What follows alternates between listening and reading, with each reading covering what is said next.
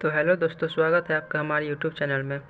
तो आज से हम के क्लास 10th का फिजिक्स का चैप्टर 1 स्टार्ट करने जा रहे हैं। धीरे धीरे आज चैप्टर 1 है, चैप्टर 2 होगा, फिर फिजिक्स खत्म होगा, फिर केमिस्ट्री, मतलब इसी तरह केमिस्ट्री, बायोलॉजी, इसी तरह हम पूरा साइंस पढ़ने का, ठीक ना। तो आज चैप्टर 1 में क्या है, प्रकाश है। तो प्रकाश क्या होता है? तो प्रकाश ऊर्जा का एक रूप होता है, ठीक। प्रकाश वह भौतिक कारक है जो हमारे चक्षु आँखों को दृष्टि की संवेदना प्रदान करता है। अगर प्रकाश न ही हो तो हम कुछ देख सकते हैं? नहीं देख सकते हैं। रात में हमें क्यों नहीं दिखाई देता है? क्योंकि रात में अंधेरा होता है। जब प्रकाश होता है तो हमें दिखाई देने लगता है। तो वही है, प्रकाश ऊर्जा का वह रूप है जो स्वयं अदृश्य रहते हुए अपने मार्ग में आने वाले वस्तुओं को दृश्यमान बनाता है। अब प्रकाश को हम देख सकते हैं? नहीं, प्रकाश को हम नहीं देख सकते, लेकिन बिना प्रकाश के भी हम नहीं देख सकते। प्रकाश क्या है? प्रकाश को हम देख सकते हैं जो कैसा होता है? नहीं, लेकिन अगर प्रकाश ही ना हो तो हम किसी वस्तु को भी नहीं देख सकते हैं, ठीक है। तब प्रकाश वह मतलब कि वह रूप है जो स्वयं अदृश्य रहता है लेकिन अपने मार्ग में आने वाले सभी वस्तुओं को दृश्यमान बना देता है, ठीक। प्रकाश का गुण क्या क्या होता है? तो प्रकाश अदृश्य होता है, इसे हम देख नहीं सकते हैं। प्रकाश सीधे रेखा में गमन करता है, प्रकाश कभी भी टेढ़ा मेढ़ा नहीं जाता है, प्रकाश हमेशा सीधी रेखा में गमन करता है, ठीक। प्रकाश के मार्ग में अपारदर्शी वस्तु को रख देने पर छाया बन जाता है, ठीक है। अब रात में देखते होंगे आप, एक बल्ब पीछे जला लीजिएगा, आगे खड़ा होइएगा, आगे उसका परछाई बनता है।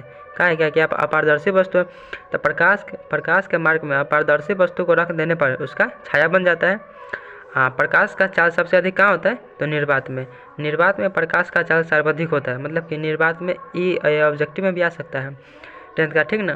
तो निर्वात में प्रकाश का चाल सबसे अधिक होता है। कितना होता है? तो 3 × 10⁵ 5 किलोमीटर प्रति सेकेंड या 3 × 10⁻8 मीटर प्रति सेकेंड होता है। 10th का आपका जब एग्ज़ाम होगा तो उसमें ऑब्जेक्टिव भी देखने को मिलेगा। ये वाला पॉइंट को नोट कर लीजिएगा, ठीक ना। निर्वात में प्रकाश का चाल सर्वाधिक होता है, जो 3 × 10⁻5 किलोमीटर प्रति सेकेंड या फिर 3 × 10⁻8 मीटर प्रति सेकेंड होता है। अलग अलग माध्यम में प्रकाश का चाल अलग अलग हो सकता है, जैसे कि निर्वात में इतना हो गया, वायु में कितना होगा, मतलब कि अलग अलग जितना माध्यम बदलेगा उतना प्रकाश का चाल अलग अलग बदलता है, ठीक। अलग अलग रंगों में प्रकाश का तरंगदैर्घ्य अलग अलग होता है। अलग अलग रंगों में जैसे कि लाल हो गया, ब्लू हो गया, इस सब में प्रकाश मतलब कि अपना अपना हिसाब से गमन करता है ना। तो अलग अलग रंग में प्रकाश का चाल कितना होता है? अलग अलग होता है, ठीक है। एक ही माध्यम में अलग अलग तरंगदैर्घ्य वाले प्रकाश का चाल अलग अलग हो सकता है।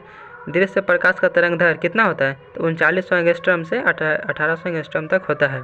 एक एंगस्ट्रॉम में कितना होता है? 10⁻−10 मीटर। सोच लीजिए कितना हो जाएगा।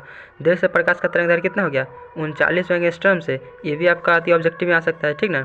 दृश्य प्रकाश का तरंगदैर्घ्य 3900 एंगस्ट्रॉम से 1800 एंगस्ट्रॉम होता है। एक एंगस्ट्रॉम में कितना होता है? 10⁻−10 मीटर। ये खास हम आपके लिए लिखे हैं। अगर आपको अच्छा लगे तो आप वीडियो को पॉज करके लिख सकते हैं। इसी तरह हम पूरे चैप्टर पढ़ेंगे, ठीक ना। और आपके एग्जाम से आएगा, मतलब कि हम टू द पॉइंट हम बता रहे हैं आपको, ठीक। अच्छा लगे तो आप लोग दोस्त में भी शेयर इसको कर सकते हैं, ठीक ना। अगला पॉइंट देखते हैं। लाल रंग के प्रकाश का अधिक तरंगदैर्घ्य वाले प्रकाश से को अवरक्त प्रकाश कहा जाता है। क्या कहा गया है? कि लाल रंग के प्रकाश से अधिक तरंगदैर्घ्य वाले प्रकाश को अवरक्त प्रकाश कहा जाता है। एक से आप देखे होंगे कि आपके साइकिल के पीछे ना, साइकिल या गाड़ी के पीछे लाल रंग क्या दिया रहता है? क्या कि लाल रंग मतलब लाल रंग है ना, उससे ज़्यादा रिफ्लेक्ट करता है। मतलब कि लाल रंग पर आप अगर मान कर चलिए लाइट जलाते हैं ना, तो आपका लाल रंग मतलब कि बहुत दूर से ही दिखाई देने लगता है। इसलिए बहुत जगह पर ना लाल रंग का प्रयोग किया जाता है। जैसे कि हाँ, रेलवे लाइन हो गया, रेलवे लाइन पर आप देखेंगे सिग्नल वाला पर रेड लाइट लगा हुआ रहता है। क्या है कि जो अलग से दिखता है, ठीक है। बैगनी रंग के प्रकाश से कम तरंगदैर्घ्य वाले प्रकाश को पराबैंगनी किरण कहा जाता है, ठीक। एक माध्यम से दूसरे माध्यम में जाते समय प्रकाश अपने मूल पथ से विचलित हो जाता है। अब हम जैसे मीडियम चेंज करेंगे, जैसे कि मान कर चलिए हम एक बाल्टी पानी लिए, उसमें अगर ऊपर से प्रकाश डालते हैं तो हमारा जैसे कि प्रकाश ऊपर से हम ऐसा डालें ना, तो जब बाल्टी में जाएगा ना तो ऐसे भाग जाएगा, ठीक है। तो जब एक माध्यम से दूसरे माध्यम में गया तो प्रकाश क्या हो जाएगा? तो प्रकाश का क्या हो जाएगा? उसका मूल पथ विचलित हो जाएगा।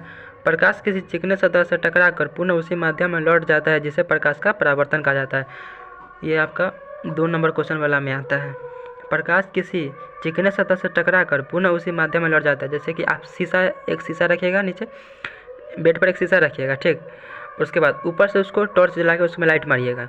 जैसे उसको लाइट मारेंगे तो जैसे उस सतह पर आएगा तो फिर से वो रिफ्लेक्ट हो जाएगा, मतलब कि फिर से वो वापस लौट जाता है। तो प्रकाश किसी चिकनी सतह से टकरा कर पुनः उसी माध्यम में लौट जाता है, जिसे क्या कहा जाता है? प्रकाश का परावर्तन कहा जाता है, ठीक है। नेक्स्ट, वायुमंडल के जो धूल कण होते हैं एवं विभिन्न गैसों के कण प्रकाश के कुछ भाग को विभिन्न दिशाओं में बिखेर देते हैं, जिसे प्रकाश का प्रकीर्णन कहा जाता है। जैसे कि वायुमंडल में बहुत सारे धूल कण है, बहुत सारे गैस भी है, जैसे कि ऑक्सीजन है, ऑक्सीजन हो गया, कार्बन डाइऑक्साइड हो गया, मतलब किसी तरह नाइट्रोजन हो गया, बहुत सारे ऑक्सीजन में हमारे वायुमंडल में गैस भी है, बहुत सारे धूल कण है। अभी धूल कण नहीं दिखता होगा, लेकिन रात के समय चाहे जब धूप आएगा ना, तो एक मतलब कि जब धूप आए, जैसे वेंटिलेटर आपका हो गया, उसमें एक देखिएगा जो जब धूप आता है ना, मतलब एक छोटा सा धूप का हाथी आता है ना प्रकाश, तो उसमें देखिएगा आपको धूलकण दिखाई देगा। या फिर आप अभी टॉर्च जला के देख सकते हैं, अंधेरा में धूलकण आपको दिखाई देता है। तो वही है कि वायुमंडल के धूलकण एवं विभिन्न गैसों के कण प्रकाश के कुछ भाग को विभिन्न दिशाओं में बिखेर देता है, जिसे प्रकाश का प्रकीर्णन कहा जाता है। ये भी आपके एग्जाम में आ सकता है। ठीक है, नेक्स्ट है, प्रकाश के तीक्ष्ण किरणों से मुड़ने की प्रवृत्ति पाई जाती है, जिसे प्रकाश का विवर्तन कहा जाता है। अब प्रकाश के तीक्ष्ण किरण है, उसे मुड़ने की क्या कहता है, मुड़ने की उसमें प्रवृत्ति पाई जाती है, जिसे प्रकाश का विवर्तन कहा जाता है। मतलब कि प्रकीर्णन हो गया, विवर्तन हो गया, अपवर्तन हो गया, परावर्तन हो गया, ऐसा आपके एग्जाम में मतलब रेगुलरली पूछा जाता है। ठीक है, नेक्स्ट है, सबसे अधिक तरंगदैर्घ्य लाल रंग का होता है, सबसे कम किसका होता है, पराबैंगनी का, यदि बैगनी रंग का होता है। अभी हम तुरंत बताएं ना, जो रेलवे लाइन के सिग्नल में लाल रंग का प्रयोग क्यों किया जाता है, उसी कारण क्या है कि वो अलग से दिखाई देने लगता है। लाल रंग का तरंगदैर्घ्य किसका होता है, सबसे अधिक होता है लाल रंग का, और सबसे कम किसका होता है, बैगनी रंग का। इसलिए आप गाड़ी के लाइट में भी देख सकते हैं, पीछे बैक लाइट में लाल रंग लगा हुआ रहता है, जो मतलब कि अलग से दिखाई दे, जो आगे गाड़ी है वो अलग से रिफ्लेक्ट मारता है।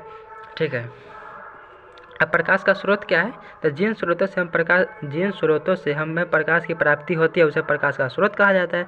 जैसे कि लाइट हो गया, मतलब कि हम रात में क्या जलाते हैं, बल्ब जलाते हैं, तो बल्ब से क्या हुआ, प्रकाश का प्राप्ति हुआ ना। हाँ, तो जिन स्रोतों से हमें प्रकाश की प्राप्ति होती है, उसे क्या कहते हैं, प्रकाश का स्रोत कहा जाता है। जैसे कि सूर्य हो गया, जलता हुआ बल्ब हो गया, लालटेन हो गया, लालटेन तो चलता नहीं है, अब लालटेन हो गया, लैंप हो गया, मोमबत्ती हो गया, जलता हुआ प्रदीप्त नलिका, ट्यूबलाइट हो गया, तारे हो गए, जुगनू हो गया, etc।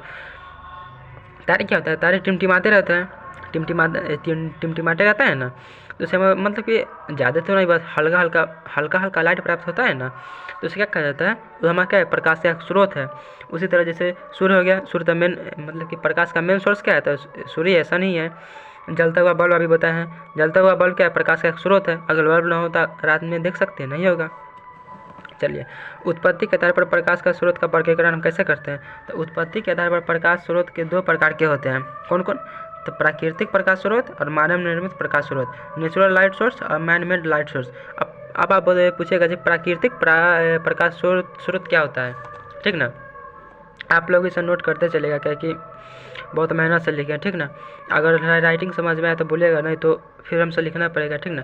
तो प्राकृतिक प्रकाश स्रोत क्या होता है, तो पे प्रकाश स्रोत जो इस संसार में पहले से ही उपलब्ध है तथा जिसका निर्माण इंसानों द्वारा नहीं किया गया है, प्राकृतिक प्रकाश स्रोत कहलाता है। इसे याद कैसे रख सकते हैं, तब प्राकृतिक प्रकाश स्रोत क्या होता है, तो पूरा प्राकृतिक है, मतलब कि उसे मानव नहीं बनाया, प्राकृतिक में ही आया है, खुद से आया है, प्राकृतिक में है, तो उसे क्या कहते हैं, प्राकृतिक प्रकाश स्रोत कहा जाता है। जैसे कि सूर्य होगा, सूर्य को कोई आदमी बनाया है, नहीं बनाया है। सूर्य क्या है, तो हीलियम का मतलब हीलियम का एक मतलब सूर्य क्या है, तो हीलियम और एक कोई गैस है, उसका क्या है, मतलब कि उसी से संलयन करके ना सूर्य मतलब कि खुद से चमकता है।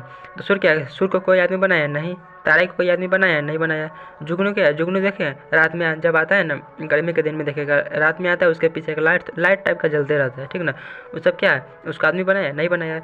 तब प्राकृतिक प्रकाश स्रोत क्या होता है, जिसको आदमी नहीं बनाया, जिसको खुद मतलब कि नेचर में, प्राकृतिक में वो पहले से ही उपलब्ध है, इसको प्राकृतिक प्रकाश स्रोत कहा जाता है।